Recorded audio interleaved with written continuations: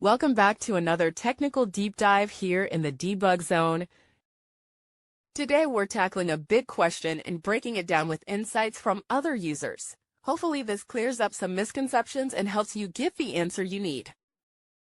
So buckle up, stay a little curious, and let's jump right in.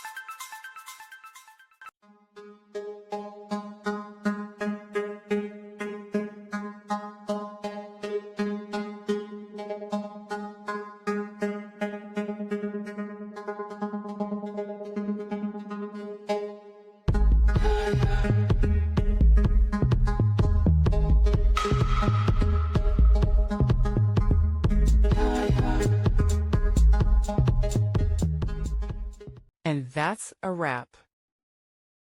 I hope you found the answer you were looking for. If you did, take a second to hit that subscribe button. It really helps out. And let me know in the comments which solution worked best for you. See you next time in the debug zone.